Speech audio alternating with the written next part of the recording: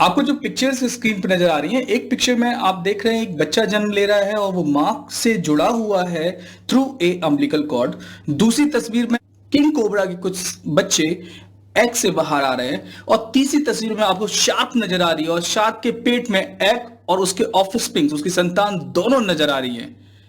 तो ये तीन प्रकार हैं जायगोट डेवलपमेंट के। आखिरी में एक और अमेजिंग एनिमल्स के बारे में हम जानेंगे और अगर आपको जानना है तो आखिरी तक इस वीडियो देखिए।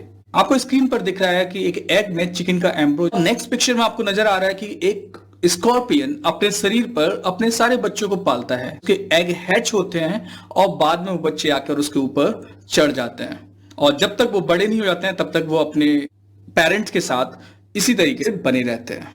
तो यहाँ पे दो तरह के जानवरों के बारे में बात कर रहे हैं। एक जो अंडे देते हैं उन्हें हम ओविपेरस कहते हैं और जो लाइफ को जन्म देते हैं, जीते जागते बच्चे को जन्म देते हैं, उसे हम विविपेरस कहते हैं। तो सबसे पहले हम इनके डिफरेंसेस की भी बात कर लेंगे।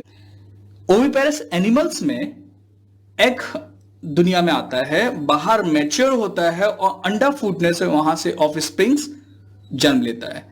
दूसरी तरफ विविपेरस एनिमल्स में मां अपने गर्भ में ही बच्चे को पालती है और जब वो बड़ा हो जाता है 9 मंथ के बाद या जो भी उसका गेस्टेशन पीरियड है तो उसको दुनिया में बाहर जन्म देती है, यानी लिविंग जीते जागते बच्चे को जन्म देती है मां।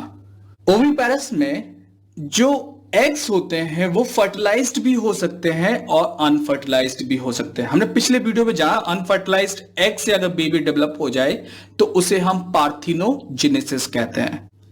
विविपेरस एनिमल्स में बर्थ एक यंग इंडिविजुअल का होता है, यंग ऑर्गेनिजम्स का होता है जो लिविंग स्टेट पे होता है। ओविपेरस एनिमल्स में फर्टिलाइजेशन दो तरीके देखे जा सकते हैं। इंटरनल भी हो सकता है, यानी कि फीमेल बॉडी के अंदर स्पर्म जाएगा और फर्टिलाइज करेगा, और एक्सटर्नल भी हो सकता है, जैसे कि हमने फ्रॉग के बारे में लास्ट वीडियो में डिस्कस किया था। फ्रॉग का स्पर्म और एग पानी में मीट करते हैं। विविपेरस एनिमल्स में फर्टिलाइजेशन ज्यादातर इंटरनल ही होता है, यानी कि फीमेल बॉडी के अंदर स्पर्म और एग मिलते हैं, फ्यूज होकर जायगोट बनाते हैं और वही जायगोट बाद में एम्ब्रो में डेवलप हो जाता है।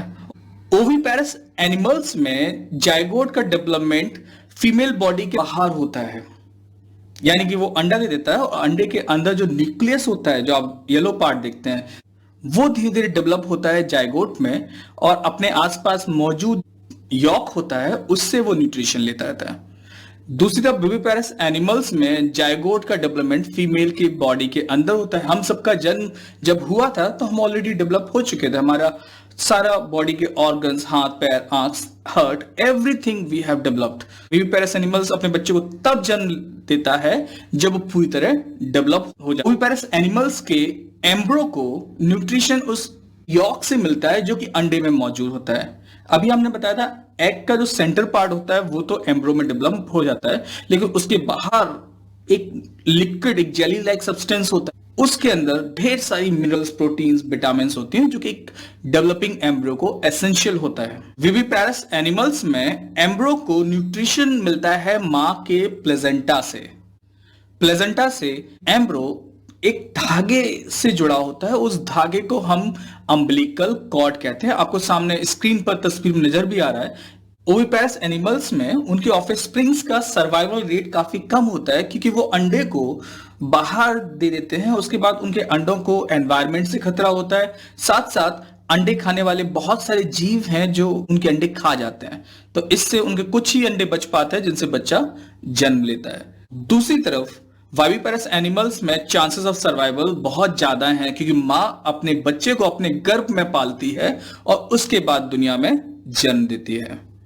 ओविपेरस एनिमल्स में आप बहुत सारे एग्जाम्पल देख सकते हैं। रेप्टाइल्स और बर्ड्स के जो अंडे होते हैं उनके ऊपर कैल्शियम का एक खोल चढ़ा होता है। अपने अंडे अगर खाया है तो आपने महसूस किया हो तो छीलना पड़ता है, उसके बाद आप खा सकते हैं। इसके अलावा एम्फीबियंस, बहुत सारी फिशेस, इंसेक्ट्स अंडे देते हैं। पृथ्वी में जितने भी मैमल्स हैं वो ज्यादातर विविपेरस होते हैं।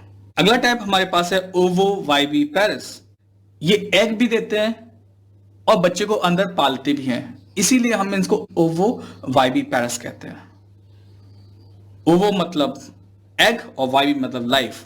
ये अपने अंडे को अपनी बॉडी से बाहर एक्सपेल नहीं करते हैं, उसको अपने शरीर में ही डेवलप करते हैं। मदर की बॉडी के अंदर ही ये एग हैच यानी फूटेगा और उससे जो संतान निकलेगी वो बाहर आएगी शरीर से।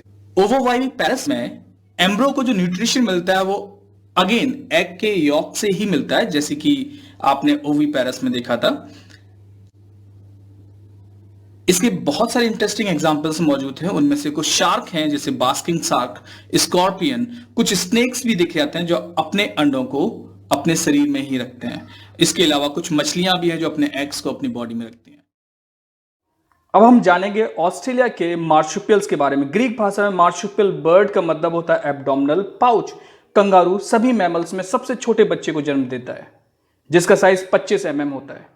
ना ही उसकी आंखें होती हैं, ना ही उसके पीछे के पैर और ना ही बाल। जन्म के 5 मिनट के अंदर ही वो मां के स्तन से जाके चिपक जाता है और 190 दिन तक लगातार मां का दूध पीता रहता है। करीब 190 दिन के बाद वो शरीर से बाहर आता है और घूमना शुरू करता है, एनवायरनमेंट से इंटरेक्ट करता है और करीब करीब 235 दिन के बाद मां के शरीर को वो छोड़कर बाहर रहना शुरू कर देता है ना इंटरेस्टिंग।